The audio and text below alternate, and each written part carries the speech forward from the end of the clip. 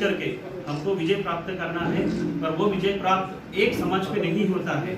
इसलिए छोटी छोटी समाज के साथ साथ आदरणीय बाड़े साहब अम्बेडकर साहब का जो समाज है, वो समाज ने एक अकोला डिस्ट्रिक्ट में जो रिकॉर्ड किया है 25 साल से, वही रिकॉर्ड हमको महाराष्ट्र में लाना है।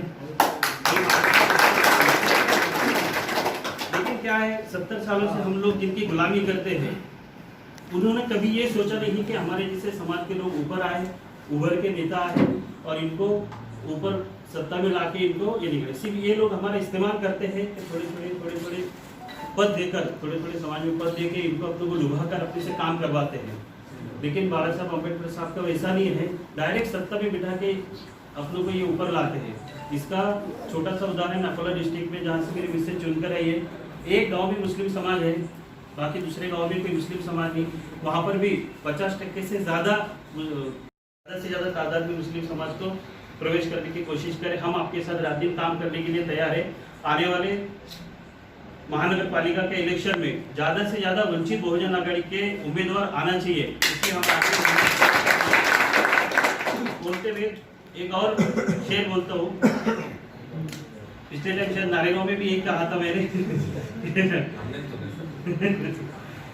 या हिंदुस्तान तो नहीं कहते, अपने संविधान में हिंदुस्तान शब्द नहीं लिखा है, भारत ही है, लेकिन उस शायर में लिखा है तो कहना पड़ेगा कि न समझोगे तो मिट जाओगे ऐ हिंदुस्तान वालों, न समझोगे तो मिट जाओगे ऐ हिंदुस्तान वालों, तुम्हारी दास्तां तक न होगी दास्तानों में। इसलिए हम सबको साथ में आना है, नहीं तो यही लोग जो आरएसएस और बीजेपी के लोग हैं हमें कहीं का नहीं रखेंगे, सिर्फ हमको गुलाम बना के रखेंगे। इसलिए हम चाहेंगे कि हम सब साथ में जुड़कर काम करें, हम साथ सब रहकर कामयाब हो जाएंगे।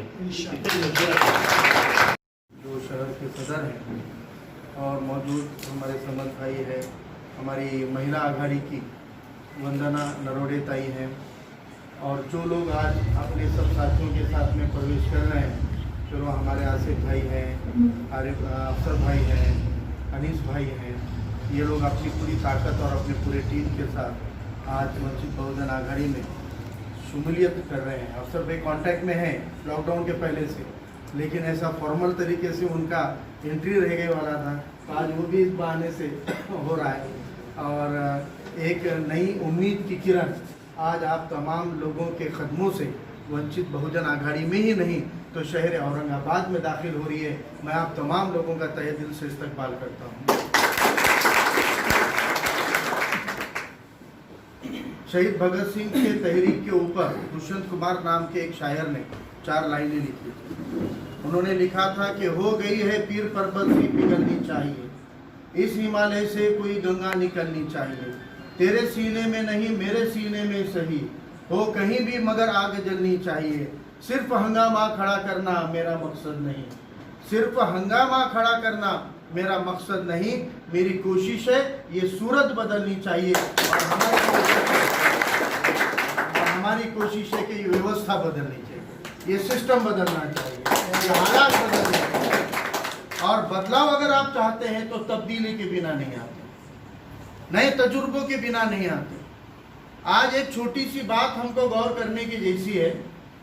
आज किसी आम मुसलमान को भी अगर ये पूछ लिया जाए कि इन 70 सालों में आपने तरक्की क्या होती है, या कहीं अगर किसी तबके में देखा है, तो आज कोई भी आम मुसलमान ये ज़रूर कहेगा कि हमारे तारीख के हिसाब से अगर देखा जाए तो हमारे जो ऐसे भाई हैं, हमारे जो पिछड़े हुए भाई हैं, इनको एक ज़माने में छुआछूत की एक बुरी परंपरा के नाम पर इनका शोषण होता था, लेकिन विश्व रत्न विश्व भूषण डॉक्टर बाबा साहब अम्बेडकर ने एक तहरीक ऐसी चलाई कि आज बाबा साहब और उनके संविधान की वजह से आज ये समाज के अंदर तरक्की हुई है।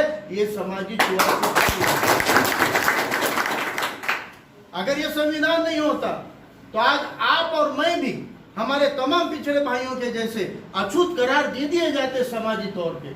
ये सच है कि सिर्फ और सिर्फ संविधान है, दस्तूर हिंद है, जिसकी बदौलत आज समाजी छुआछूत खत्म हो चुकी है।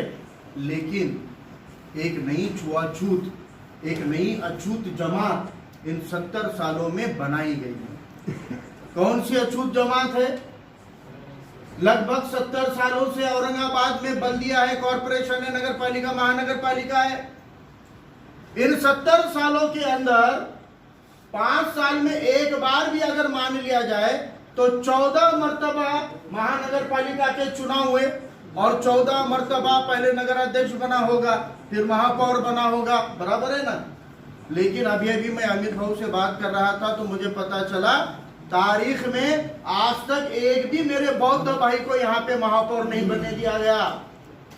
एक भी बौद्ध भाई यहाँ पे महापौर नहीं बन सका है। इतनी बड़ी तादाद में यहाँ पे आएगा भी तो इसी में दूसरे क्रेडिट जो कैटेगरी है उनको मौका दिया जाएगा, लेकिन नहीं। क्यों? क्योंकि बौद्ध भाई बाबा साहब अम्बेडकर को पढ़ा हुआ होता है, उनको जीने वाला होता है, लड़ा हुआ होता है और वो ये सिस्टम को बदल सकता है, इसलिए उसको मौका नहीं दिया जाएगा। इसी तरह इस शहर औरंगाबाद की मिसालें लीजिए। 40 साल के पहले का सुनहरी तारीख को देखिए, क्या सुनहरी तारीख रही है हमारा, क्या सुनहरा माजी रहा है। सिर्फ औरंगाबाद का नहीं, मराठवाड़ा के हर जिले का देखिए, चाहे औरंगाबाद हो, भीड़ हो, जालना हो, नांदेड़ हो, परभनी हो, इनका माजी देखिए। सियासी बागडोर रखने वाली एक बड़ी जमात इस मराठवाड़ा में होती थी, वो मुसलमान होते थे।